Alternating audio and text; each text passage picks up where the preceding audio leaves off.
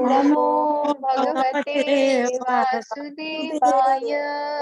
ओम नमो भगवते वासुदेवाय। ओम नमो भगवते वासुदेवाय। ओम नमो भगवते वासुदेवाय। ओम भगवते वासुदेवाय। नारायण नमस्कृत्य नरं चैव नरोत्तमं देवीं सरस्वती व्यासं ततो जयमुदीरये।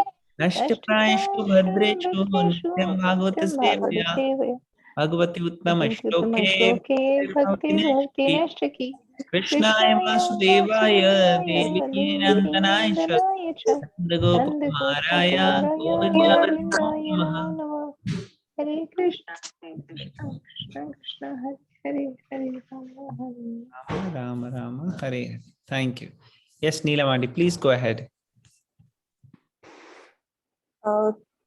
तम उचर ब्रह्मणस्तुस्त तम उच्च ब्रह्मणस्तुष्ट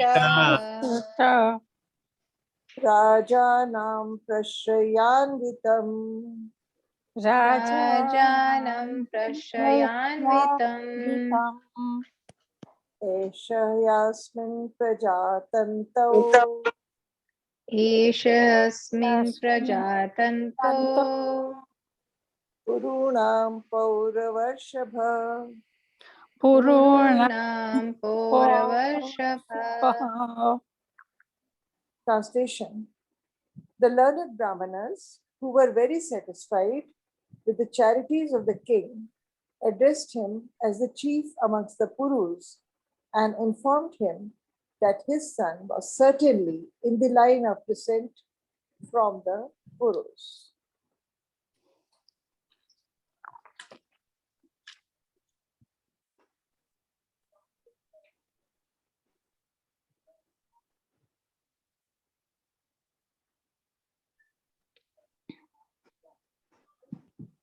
Hare Krishna. Thank you for reading.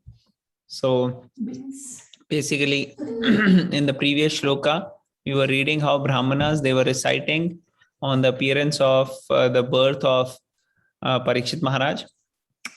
And here in this particular shloka, it is mentioned that learned Brahmins were very satisfied with the charity. And it was mentioned in the last shloka, right? How charities have to be given by the king. So they were very satisfied and addressed him as chief amongst Purus and informed that his son was certainly in line of descent of the Purus. Okay, great. Anything else anybody wants to share? Otherwise, we'll go forward to the 16th. Okay, any volunteers who would like to recite the Sanskrit and read this?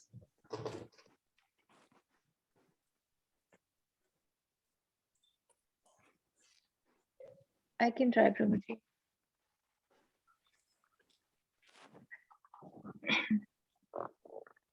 Deven प्रतिघातेन प्रतिघातेन शुक्ले संस्थामुपेयिषु शुक्ले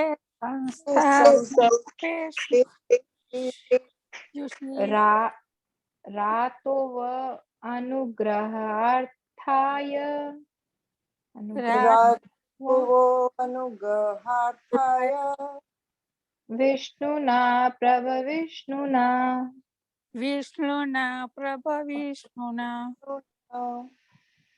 Translation. The Brahmana said, "This spotless son has been restored by the all-powerful and all-pervasive Lord Vishnu, the personality of Godhead. In order to oblige you, he was saved when he was doomed to be destroyed by an irresistible supernatural weapon." Perfect. The child Parikshit was saved by the all-powerful and all-pervasive Vishnu Lord Krishna for two reasons.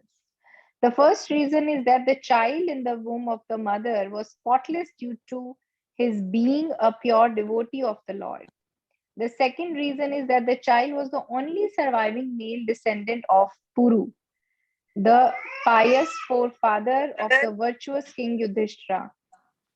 The Lord wants to continue the line of pious kings to rule over the earth as his representatives for the actual progress of a peaceful and prosperous life. After the battle of Kurukshetra, even up to the next generation of Maharaj Yudhishthira was annihilated. And there were none who... Prabhuji, can anybody continue? Sorry. I'll read.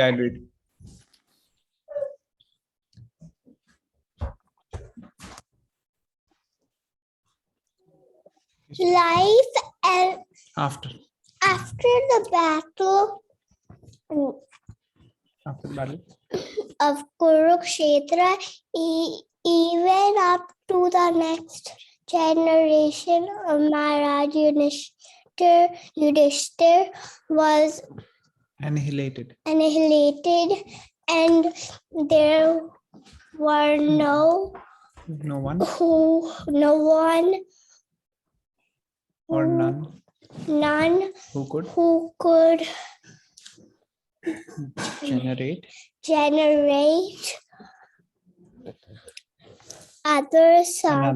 another son in the great royal family.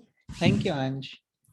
Maharaj Parikshit, the son of Abhimanyu, was the only surviving heir apparent in the family, and by the irresistible supernatural Brahmastra weapon of Ashwatthama, he was forced to be annihilated.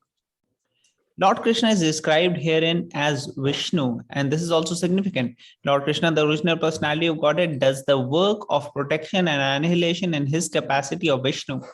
Lord Vishnu is the plenary expansion of Lord Krishna. The all-pervasive activities of the Lord are executed by him in his Vishnu feature. Child Parikshit is described here as spotlessly white because he is an unalloyed devotee of the Lord. Such an unalloyed devotee of the Lord appear on the earth just to execute the mission of the Lord.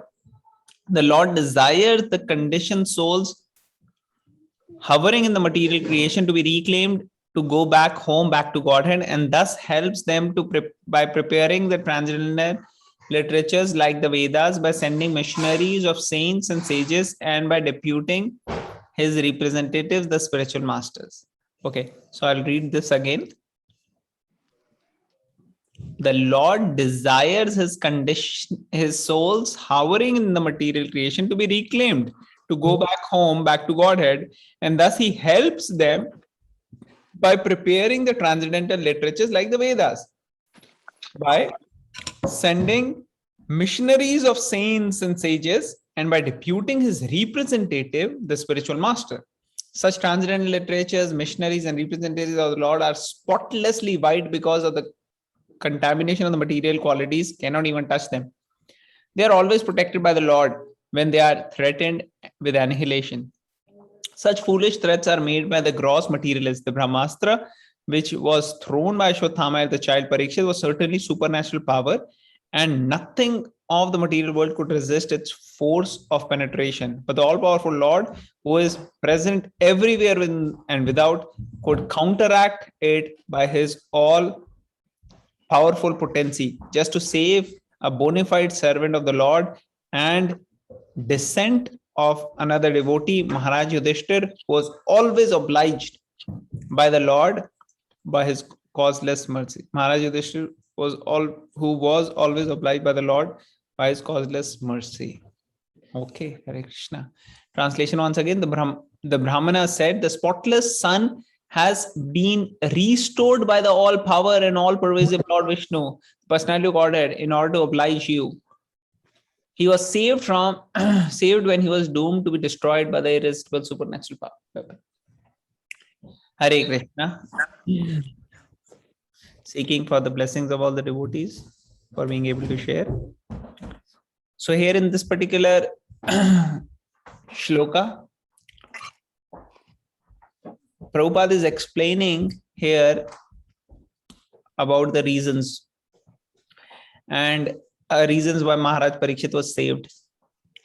And if we see in the translation, all the Brahmanas, they are remembering at the birth of Parikshit, they are remembering, this boy was is finally delivered. So many things happened.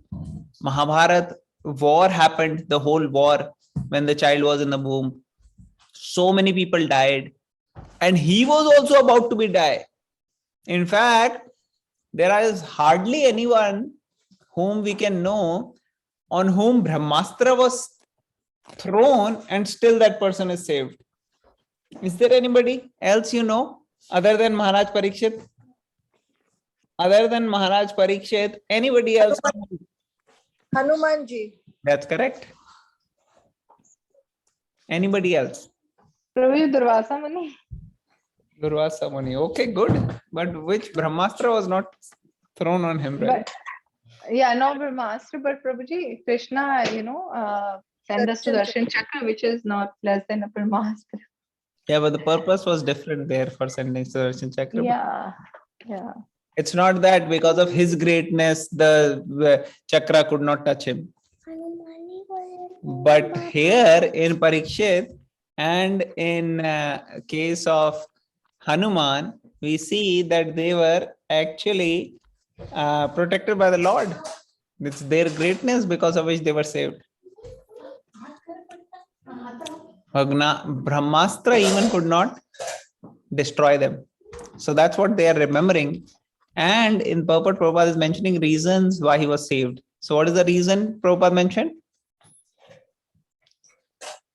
First, because he's a pure devotee of God, right? And then the second thing is that he is the descendant of Maharaj Yudhishthir, who is actually a pure devotee, and he's going to carry on the lineage of the Kuru Vansh or the Bharat Vansh, forward. So he wants pious kings to rule, and Parikshit Maharaj was an excellent example of that.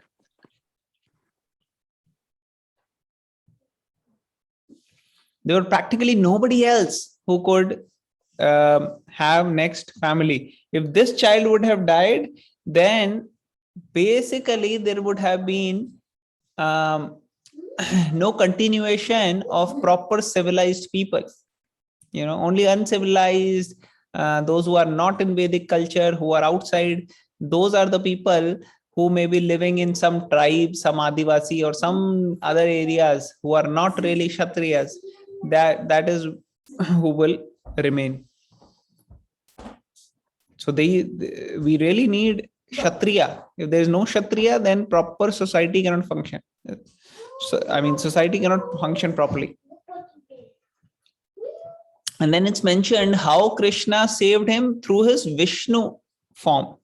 Krishna is protecting or killing even the demons. You see what happens? It's the Vishnu form of the Lord which actually kills the demons or does all these activities. Krishna, he himself is doing only leelas with the devotees. He is busy in that. He doesn't need to specifically come himself to kill.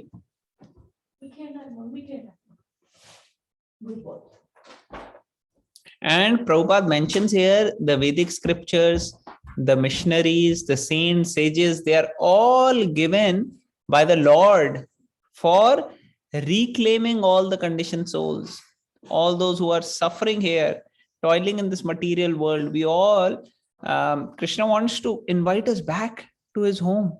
It's up to us. The more we chant, the more we pray, the more we take association of devotees, the more we'll be able to take advantage of this opportunity which is being given to us.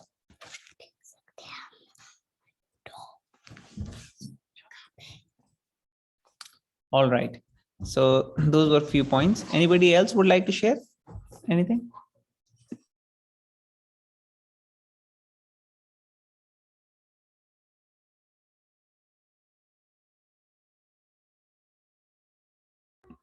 Okay, so we'll go to the next one.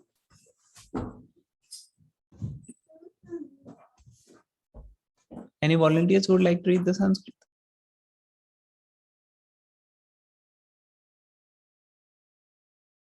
I can try, Prabhuji. Yes, Maji, go ahead. Tasma namna Vishnu rata. Tasman namna Vishnurata. Iti loke bhavishyati. Iti Iti loke loke bhavishyati. bhavishyati. Na sandeho mahabhaga. Na sandeho O mahabhaga. Mahabharata. Mahabhagavato mahan. Mahabhagavato Mahan. Translation. For this reason, this child will be well known in the world as one who is protected by the personality of Godhead. O most fortunate, O most fortunate one, there is no doubt that this child will become a first-class devotee and will be qualified with all good qualities. Perfect. The Lord gives protection to all living beings because He is their supreme leader. The Vedic hymns confirm that the Lord is the supreme person amongst all personalities. The difference between the two living beings is that the one, the personality of Godhead, provides for all other living beings, and by knowing Him, one can achieve eternal peace. Katha Upanishad. Such protection is given by His different potencies. Such protection is given by His different potencies to different grades of living beings. But as far as His unalloyed devotees are concerned, He gives the protection personally. Therefore, Maharaj Parikshit is protected from the very beginning of his appearance in the womb of his mother. And because he is especially given protection by the Lord, the indication must be concluded that the child would be a first grade devotee of the Lord with all good qualities. There are three grades of devotees, namely the Mahabhagavat, Madhyamadhikari, and Kanishtadhikari. Those who go to the temple of the Lord and offer worshipful respect to the deity without sufficient knowledge in the theological science and therefore without any respect for the devotees of the Lord are called materialistic devotee or Kanishta Adhikari. The third grade devotee. Secondly, the devotee who have developed a mentality of genuine service to the Lord and who thus make friendships only with similar devotee, show favor to the neophytes and avoid the atheistic are called the second grade devotee. But those who see everything in the Lord or everything of the Lord and also seen everything as eternal relation of the Lord, so that there is nothing within their purview of sight except the Lord, are called the Mahabhagavatas, or the first grade devotees of the Lord. Such first grade devotees of the Lord are perfect in all respects.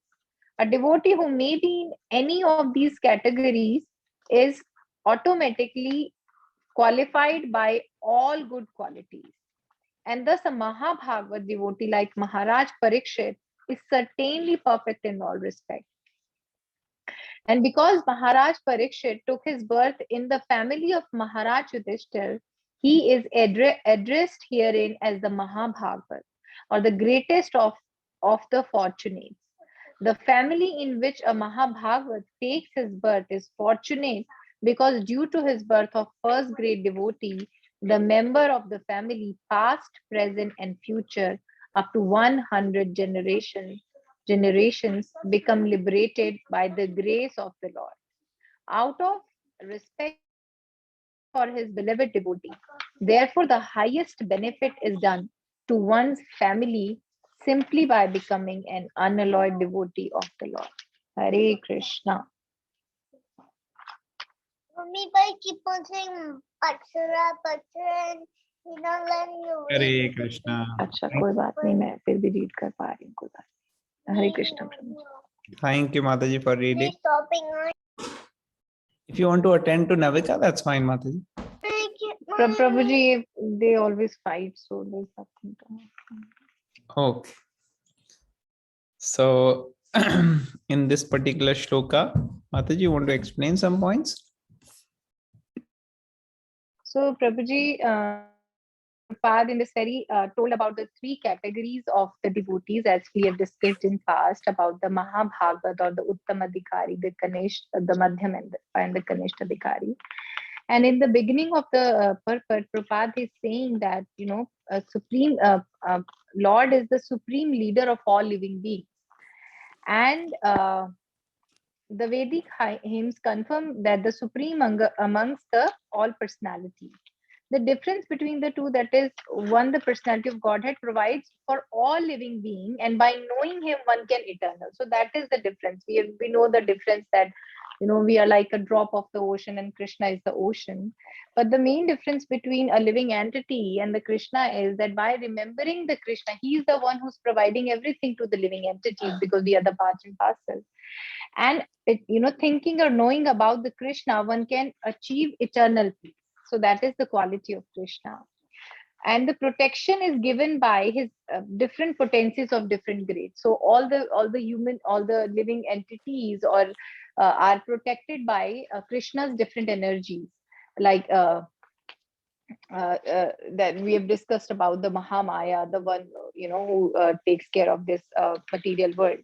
But Krishna personally gives protection to his pure devotees, as you just said that the Vishnu Tattva of Krishna is killing the demons, but the Krishna comes here only to reciprocate or for his leelas.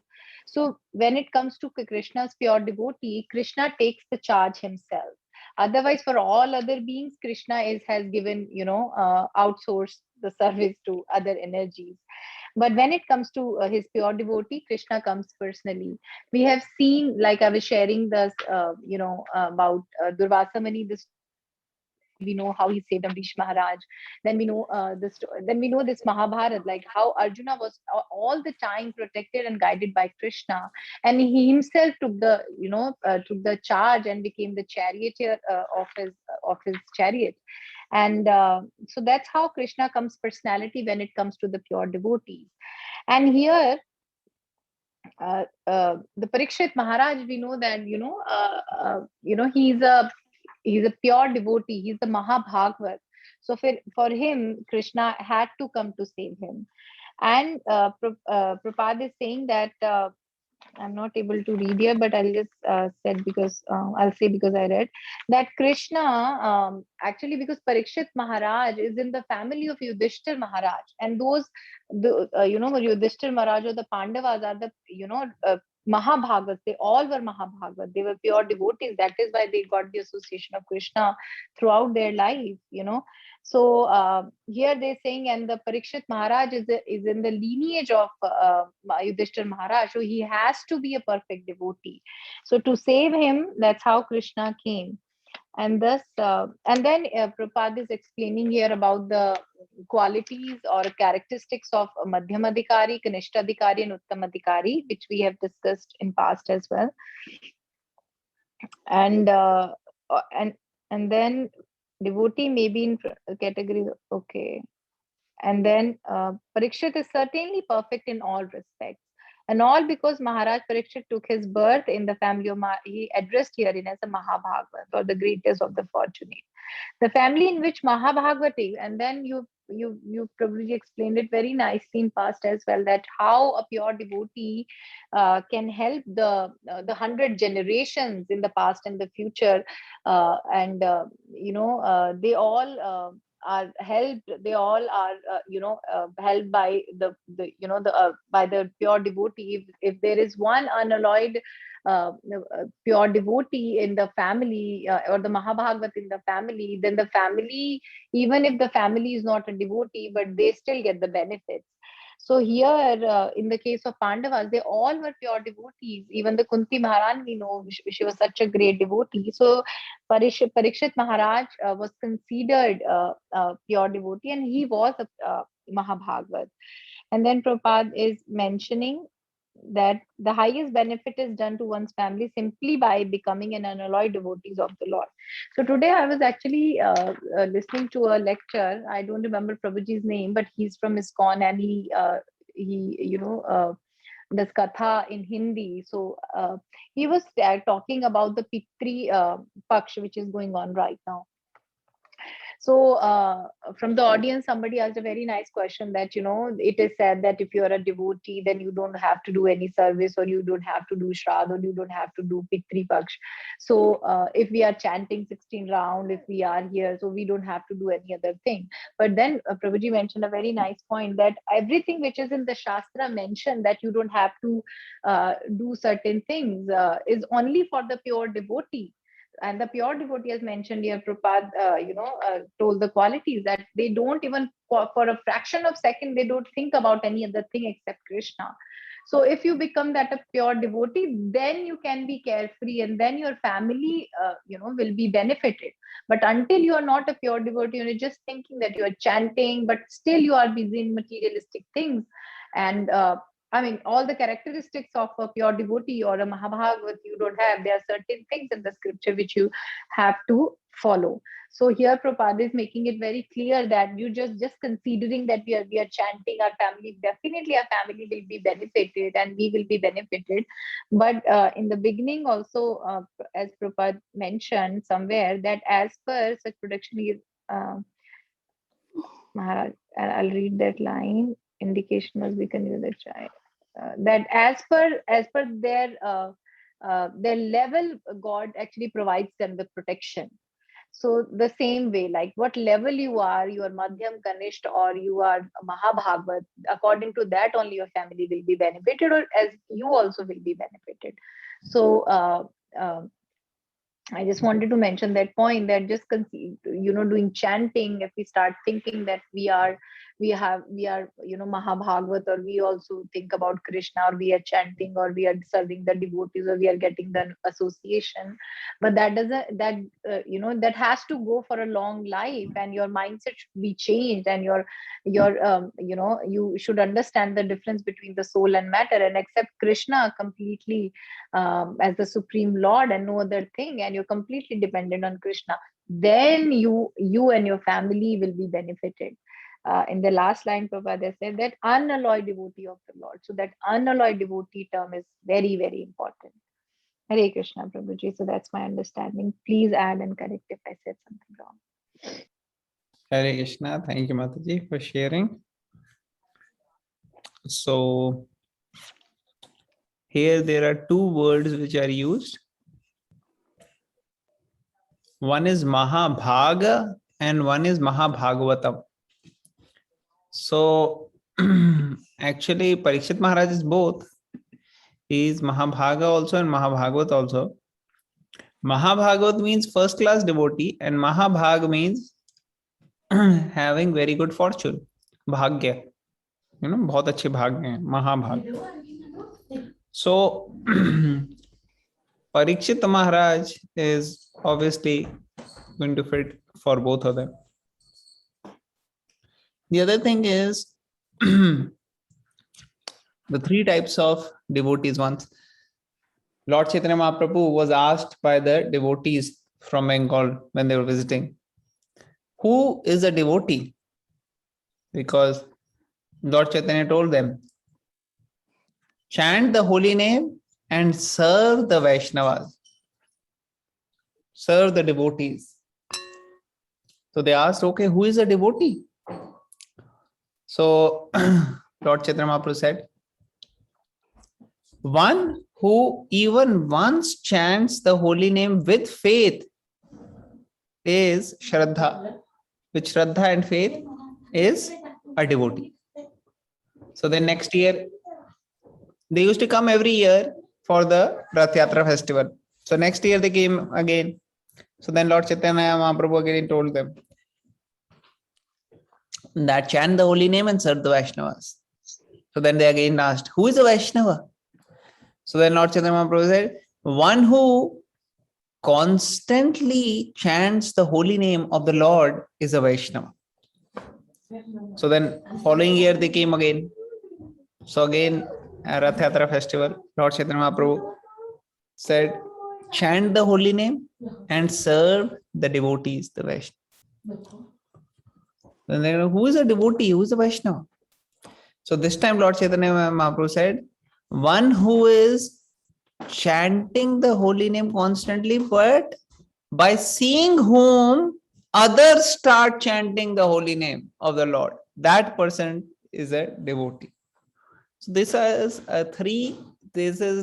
the three categories of devotees. Kanishta Adhikari, who with faith is chanting the holy name. But Kanishta, he has this mentality, मैं हूं और भगवान है बस. मंदिर जाते हैं, they will see the God. For them, devotees have no meaning.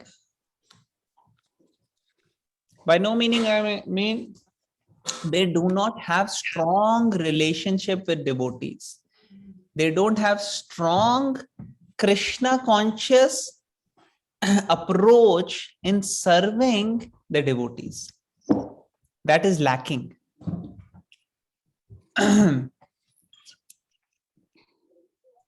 So that is Kanishta Adhikari. He doesn't know how to deal with devotees. He gets easily hurt by devotees. In association, he's not really necessarily hankering for association of devotees. So Kanishta Adhikari, ठीक है, no problem. Devotees आ गए तो भी कोई दिक्कत नहीं है, नहीं आए तो भी कोई दिक्कत नहीं है. That is Kanishta. कभी कॉन्फ्रेंस कॉल अटेंड कर ली हमने, कभी नहीं करी, कभी मंदिर चले गए, कभी नहीं गए. So that is Kanishta.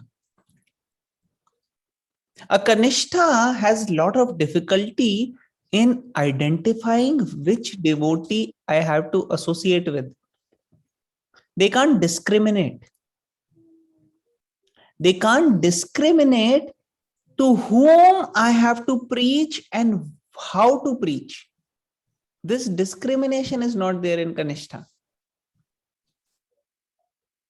If somebody is not ready for something, they will tell that person. If somebody is ready for something higher, they will not be able to tell that person. That is Kanishta.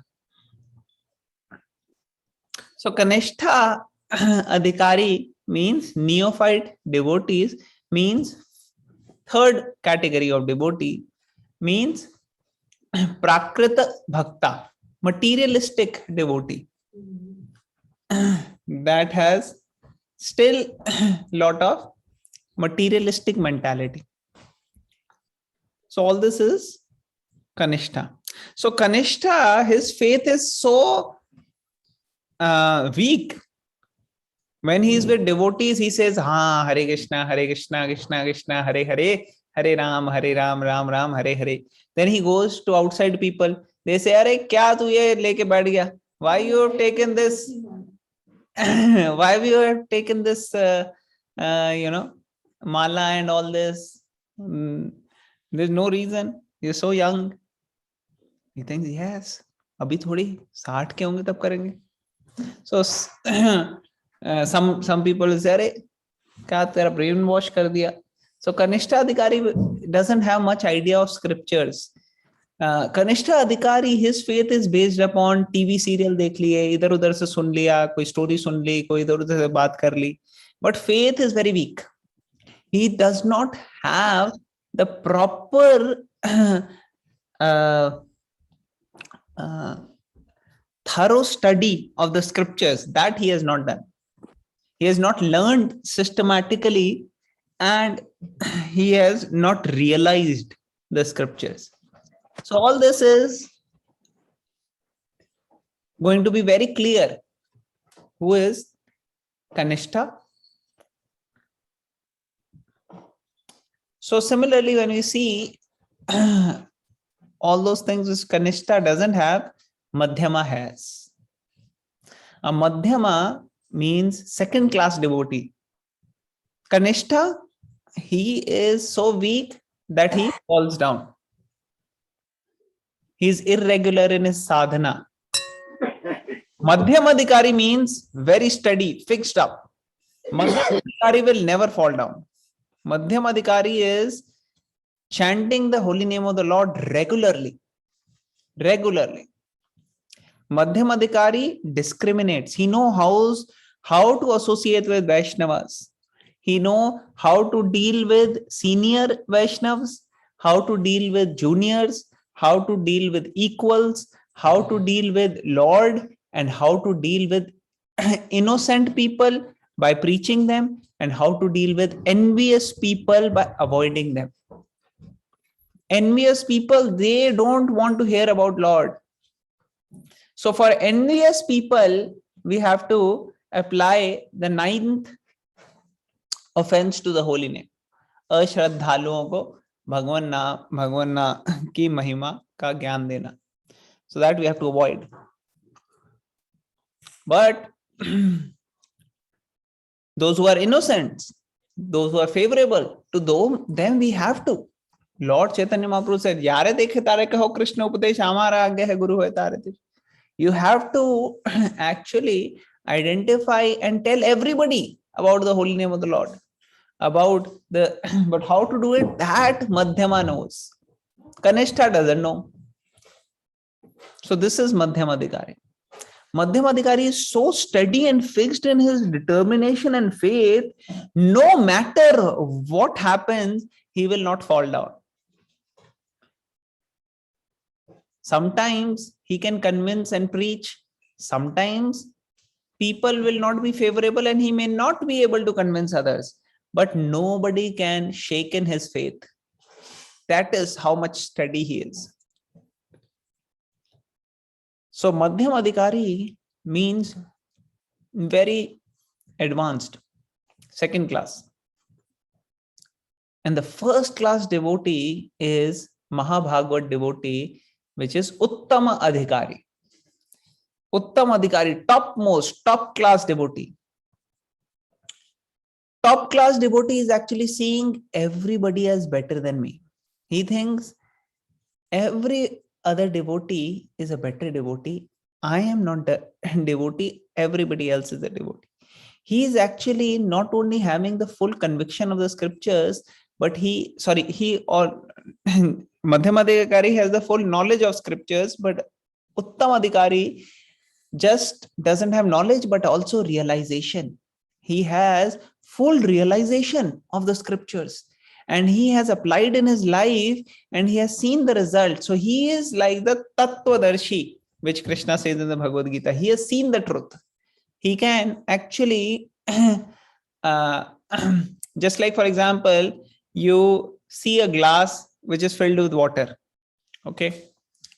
And somebody in the next room is there. He cannot see the glass filled with water.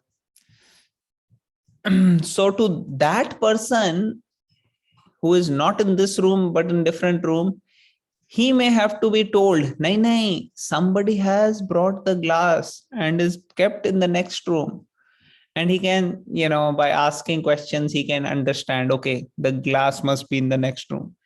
But the person who is already sitting in that room with the glass, he doesn't have to be convinced that, oh, glass is there. He can see there.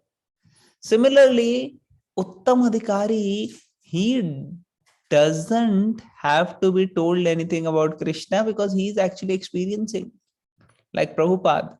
Prabhupada is emphasized so much whenever devotees are talking in ISKCON because Prabhupada is Mahabhagavad devotee.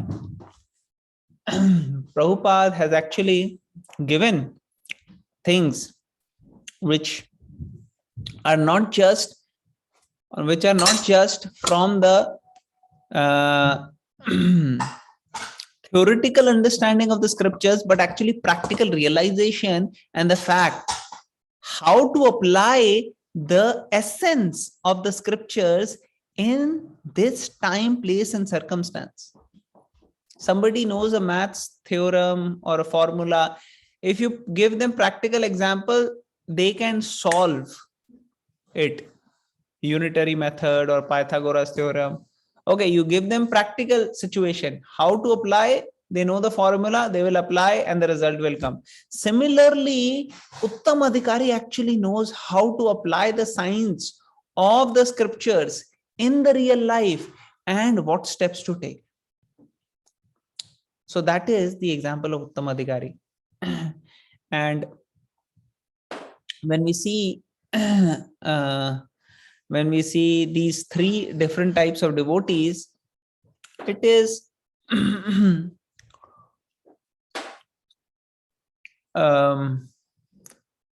actually seen that even the Uttam Adhikari, because he sees everybody as better devotee than him, in that mood, he cannot actually preach.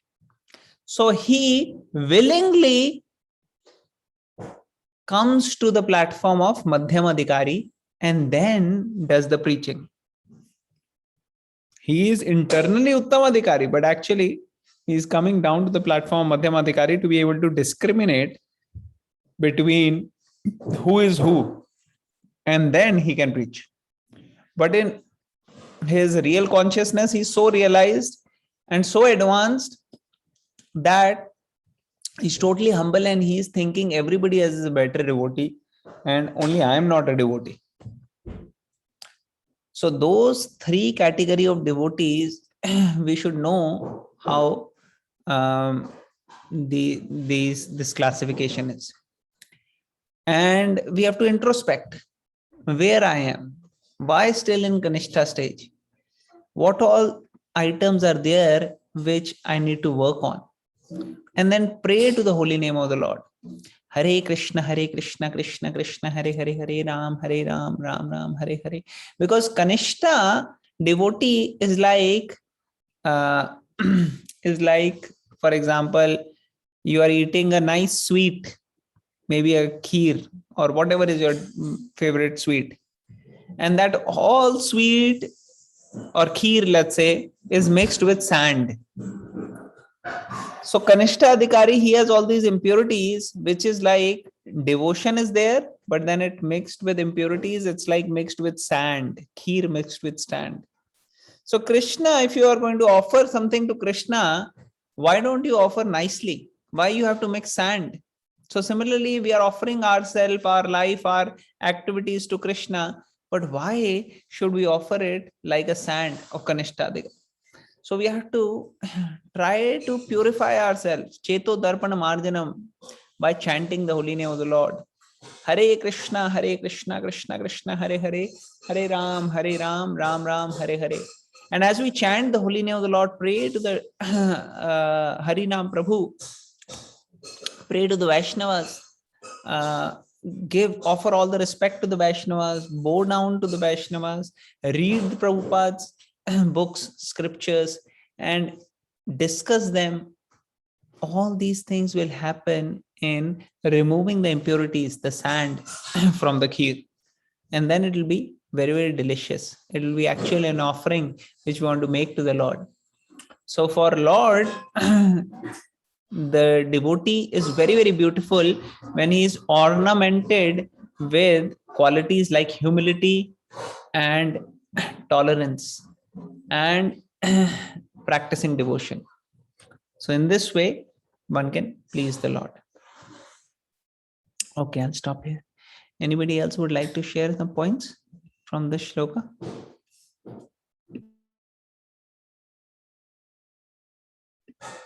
I'll read the translation again.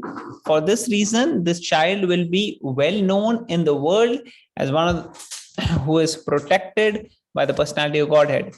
O most fortunate one, there is no doubt that this child will become a first-class devotee and will be qualified with all good qualities. All right, so we are almost to the end of today's session. Anybody would like to make any final points, questions, comments, any realizations you want to share, reflections on what we read today?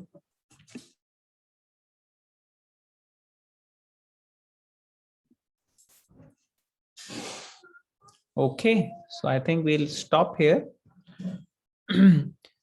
ग्रंथराज Shrimad Bhagavatam की जय, श्रील प्रभुपाद की जय।